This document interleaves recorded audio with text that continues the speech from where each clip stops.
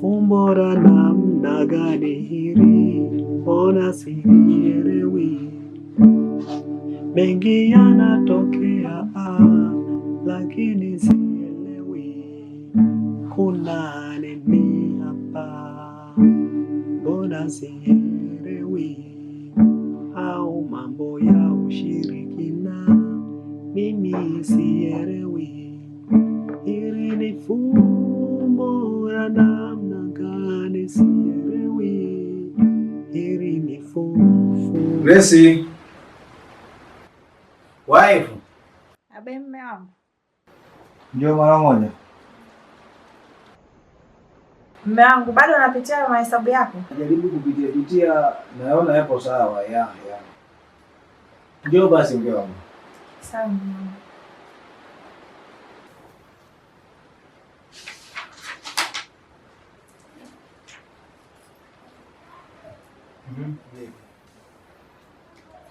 Vipi bwana, unaenda kupika? Ndio. Sasa unajua kaka amekaribia kuja, sio muda sana apika. Ndio najua. Basi jaribu kufanya wepesi kidogo. Ndio namalizia. Sawa mama.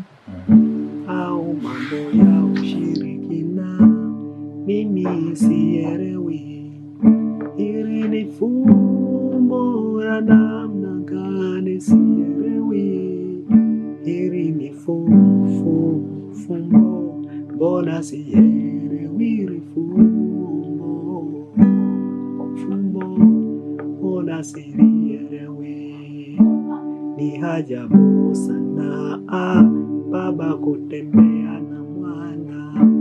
Ni ajabu sana baba kutembea na mwana. Mume wangu, shewa amesema amefika wapi? Anajaribu kuwasiliana naye hapa, akasema anafika sio muda sana. Basi kama yuko mbali mimi nimwagie maji.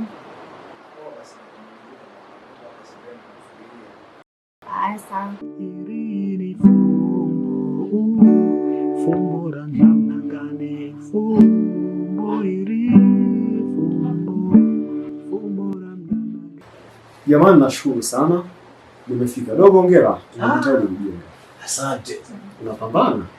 Kawaida kidogo hivi. Okay. Vipi kaka? Safi tu. Na baada ya siku Njema, naona kinywa umenizila hata kunitembelea hutaki. Una shida gani lakini? Sema unajua nini kaka? Majukumu tu. Majukumu. Ndio maisha. Naambia. Nadhani si unajua swali nilokuambia lile kuhusu shemeji yako tena. Ndio indokeza, lakini kuongea kwenye simu ni sana ni tofauti na kuongea.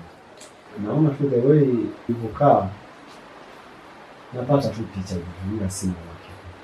Huyu ndo mke wangu niliyekuelekeza. Shemeji. Wow. Nashukuru sana. Nimefurahi kukufahamu. Dogo, hongera. Asante wewe sana. Umekuwa. Asante. Naamini umekuwa. Kwa ndo hivyo shemeji yako bwana ni mjamzito, lakini swala la kwenda kwa wazazi wao limekuwa ni gumu kidogo kutokana wanahitaji mpaka tufunge ndoa. Alafu unajua ulinielekeza vizuri sana, ndio maana nikasema hebu ngoja nije moja kwa moja nyumbani kusikiliza. Sasa unajua sasa. Kwa maana wewe unaishi naye afu wazazi nyumbani hawajui chochote. Iko vipi? Hebu naomba unielekeze kwanza nipo. Wanajua ile isipokuwa wanataka tufunge ndoa kwanza, si unajua ana kiumbe changu. Sasa kwa nini usingemwacha kwanza nyumbani ufanye maandalizi ya ndoa afu ndipo ukachukua? Baraka za wazazi ziko. Si unajua sasa hivi si muda mrefu naweza nikaitwa baba. Ila pia kwao kuna changamoto. Hii mvua inataka nilale hapa. Anyway, changamoto gani? Ni changamoto ni kwamba yani huyu shemeji yako ni mjamzito. Kwa sasa kwao wanadai tufunge ndoa kwanza ndio ndipo yani kabla, ila ndio hivyo ngoja kwanza. Anyway, fanya hivi. Mimi naomba nitoe ushauri tu. Mna muda gani toka mmeanza kuishi pamoja? Tuna kama miezi miwili. Miezi miwili hata nyumbani kwangu hujamleta? Sio na tatizo gani lakini? Sasa unajua kaka, kazi ni nyingi nini, kwa unakuta tunakutana tu kazini tu hivyo tu basi. Inatakiwa mlete nyumbani. Haya masuala itakiwa unakuja nyumbani tunakaa chini tunazungumza. Anyway, sawa. Kwa hiyo sasa hili limekaidi. Yaani hapa ndo nilikuwa nasubiri labda unipe ushauri kwa sababu niko kupigia niko kuelekeza nikuta naenda jaribu kuichekesha kwenye kitu nikuta na shindwa. Sasa wewe unaomba ushauri wakati umeshafanya maamuzi. Ushauri huwa tunaomba kabla ya kufanya nini? Maamuzi. Sawa. Sasa unajua nini kaka? Walimleta kwanza wazazi wake. Walimleta sasa wakawa wanahitaji ndio. Kwa nikawa nimeshindwa namna ya kufanya. Si unajua ni hapa katikati mambo kawa mengi kwa nikawa nashindwa namna ya. Eti shemu. Nyumbani ndio nataka mfunge ndoa. Ndio kwa sababu na wazazi na dini sana. Wanasali sana. Ndoa ni baraka. Ndoa ni baraka. Ndoa ni baraka. Ninachoomba hapo ni jambo jema yako. Anyway, sawa, ila nilikuwa na wazo kidogo. Kwa nini usisubiri ajifungue ndipo ufunge naye ndoa?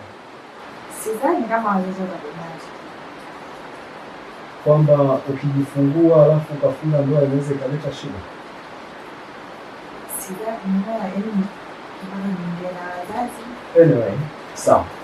Fine, tusikomplikiti mambo kama wao hawawezi wakakubali kwa sababu wewe ndio wazazi unafahamu vizuri wazazi wetu. Sio? Hili swala nakwambia mdogo wangu, kuna mambo ambayo huwa hayako sawa. Sawa? Asilimia kubwa ya watu ambao wanafunga ndoa na wake zao wakiwa wajawazito, huwa kuna shida kubwa sana ambayo inakuja kwa cost nyingi. Funga ndoa mtu akiwa mjamzito kuna madhara makubwa sana. Au akajifungua mtoto wa kike au wa kiume, lakini madhara haya. Na mnaweza mkayaona, msiaone sasa, ila atakapoenda mbele ndio shangaa mnaona mambo yanaenda ndivyo. Ndio yaliyonikuta mimi. Nataka kuniambia kaka nisubiri ajifungue. Ipo hivyo. Ngoja kwanza niwasilieni kisa kimoja.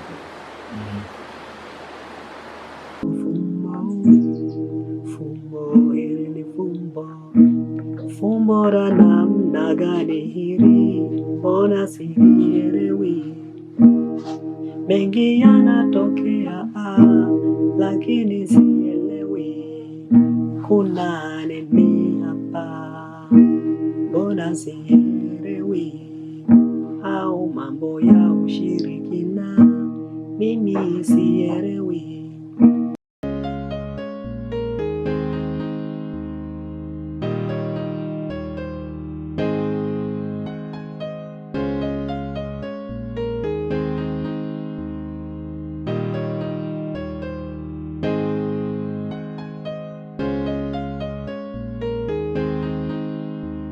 Yaani ndio hicho kwa unanificha.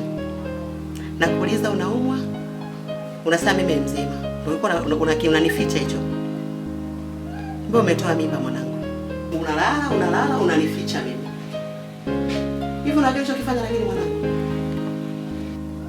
Hivi unajua dhambi uliyofanya? Umebeba mimba na kutoa mwanangu. Kwani umefanya hivyo Amina? Kwani unanifanyia hivyo?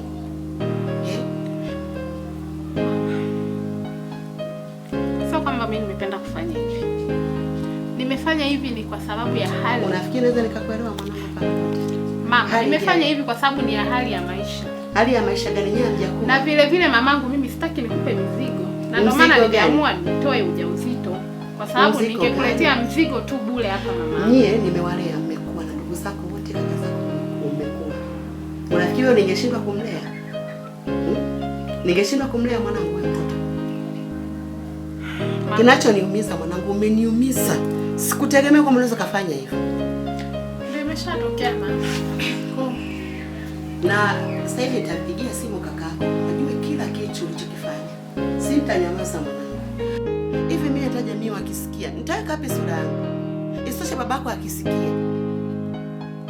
Nitafanya nini mimi? Na kwanza ngoja nitoke. Naenda sokoni mara moja na kukuta.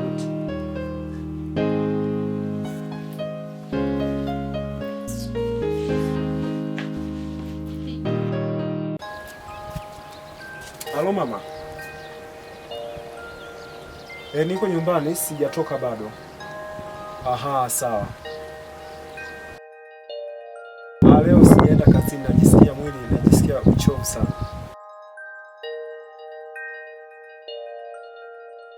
Nani Blina?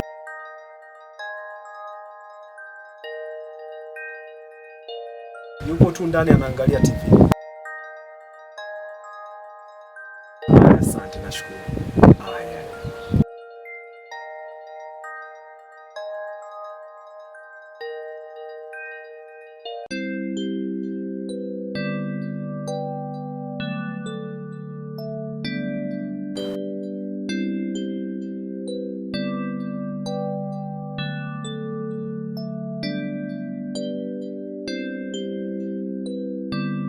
Halo kaka Ken. Halo. Halo. Kaka, mimi natoka mara moja naenda hapo kwa rafiki yangu ya Sinta. Aha, sawa sawa. Umesha kula tayari? Ndio nimekula. Haya, sawa basi naomba ujitahidi kuwahi kurudi. Si unajua usalama tena wa nyumbani hapa. Ila sitachelewa. Kuna kitu naenda kukifanya mara moja. Hapo. Haya, mimi ngoja nifike nyumbani kwa mama mara moja. Sawa, tutaonana. Sawa mdogo.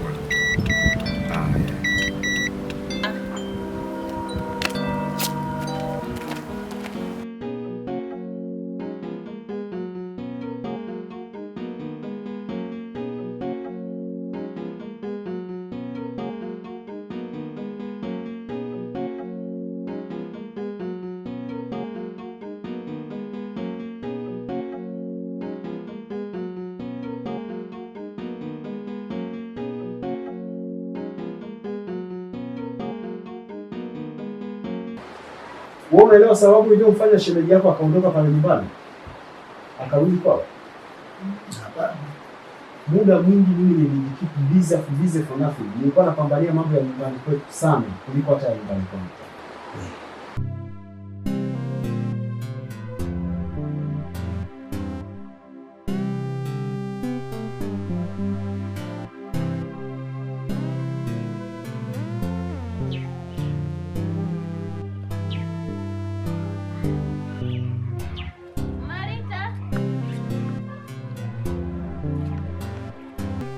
Karibu mwanangu. Wow, mwanangu. Asante. Mwanangu Lita. Wow. Mama, wewe ghafla sana. kwani nyumbani mpaka taarifa? Sema bwana, au kuna shida bwana? Hofu yako. Kama unatoka. Wema kabisa, hofu yako tu. Karibu sana. Asante mama. Mkwe huyu sijuaje? Mama, bwana tunatoka.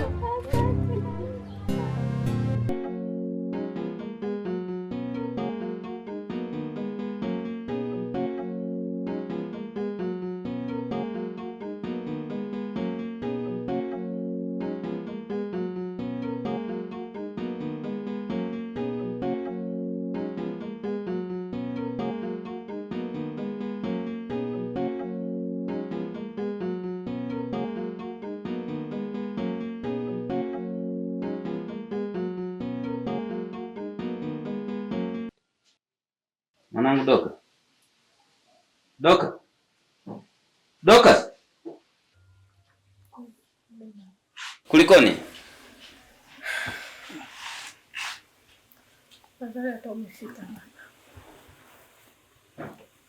Yaani baba mama amenitukana sana. Yaani amenifokea sana.